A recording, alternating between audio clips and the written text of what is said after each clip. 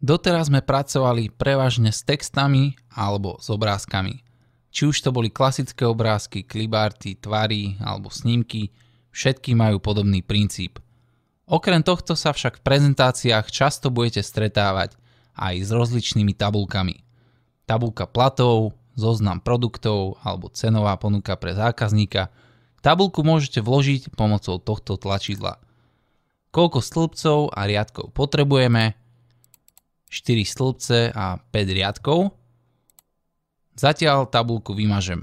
Môžem sa vrátiť o krok späť, alebo pokiaľ mám tabuľku označenú myšou, tu hore mi pribudli dve nové karty, návrh a rozloženie, a na karte rozloženie zvolím odstrániť a odstrániť tabuľku.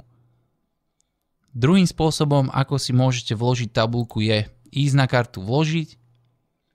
Tu máme tabuľku a tu máte živý náhľad, stačí zvoliť počet stĺpcov a riadkov.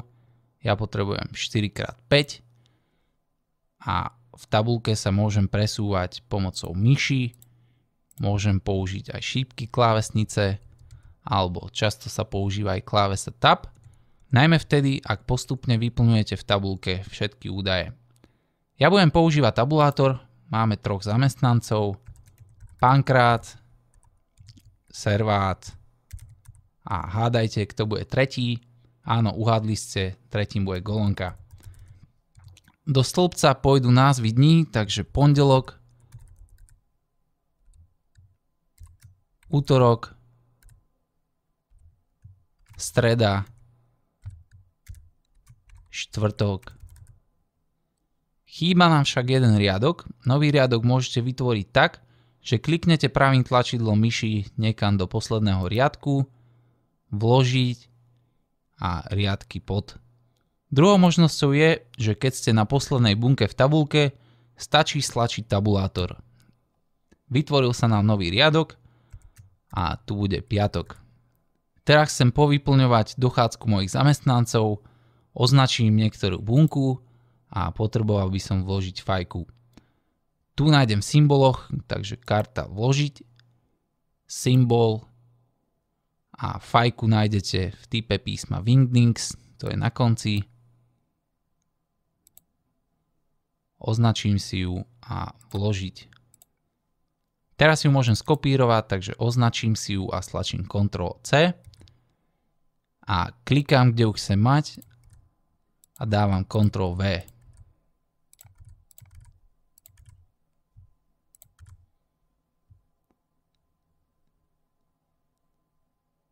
Tabuľka je vyplnená, ale ešte by sme si mohli upraviť, ako vyzerá. Môžem si ju natiahnuť, aby mi zaberala viacej miesta. Označím si tieto bunky. Na karte rozloženie môžem texty v bunkách zarovnať. Vľavo, na stred, vpravo, alebo to isté vertikálne, hore, stred a dole. Na karte návrh môžeme upravovať to, ako vaša tabuľka vyzerá. Takže farba výplne.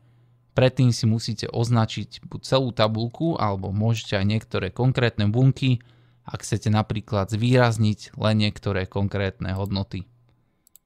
Tu si môžete nastaviť orámovanie alebo niektorý z predvyplnených štýlov. Farby týchto štýlov sú tu nastavené podľa farebnej škály vášho motívu, tak aby tabuľka pekne zapadla do vašej prezentácie. Pomocou tejto časti môžeme zase kontrolovať farebnú schému našej tabuľky. Na chvíľu teraz všetko vypnem a celá moja tabuľka je označená rovnakou farbou. Riadok hlavičky zvýrazní prvý riadok. Riadok súčtu posledný riadok a takisto funguje prvý stĺpec a posledný stĺpec.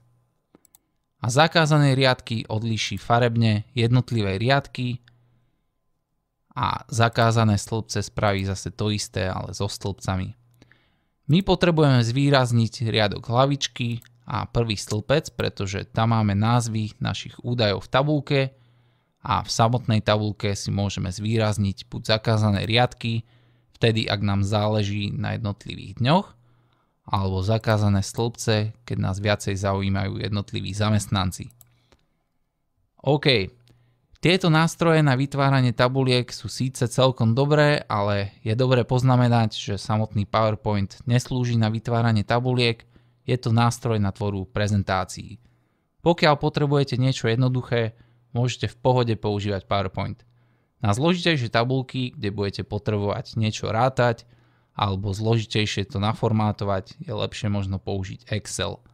Ja som pre vás pripravil ešte jednu jednoduchú tabulku pre ukážku v Exceli. Nájdete ju medzi svojimi cvičnými súbormi. Označím si bunky tabulky a skopírujem pomocou Ctrl+C. Prepneme sa teraz nazad do PowerPointu. Vytvorím si novú snímku. Rozloženie snímky si však zmením na nadpis a obsah. Označím myšou obsah snímky. Kurzor bliká a teraz môžem tabulku vložiť. Na karte domov si rozkliknem všetky možnosti prilepenia, je ich tu niekoľko. Použiť štýly cieľa prilepí moju excelovskú tabulku tak, že sa čo najviac prispôsobí motívu a štýlu mojej prezentácii. Nevyzerá to bohvie ako, ale aj to sa vám môže niekedy hodiť. Napríklad, ak si chcete túto tabulku odznova naformátovať v PowerPointe. Druhým je ponechanie formátovania zdroja. Formátovanie tabulky sa podobá tomu, čo sme mali v Exceli. Pri vložení sa vám vloží samotná excelovská tabulka, budete môcť používať ďalej excelovské funkcie a všetky veci z Excelu priamo v PowerPointe. Len text vám vloží len čistý text tabulky a jednotlivé údaje oddelí od seba tabulátormi.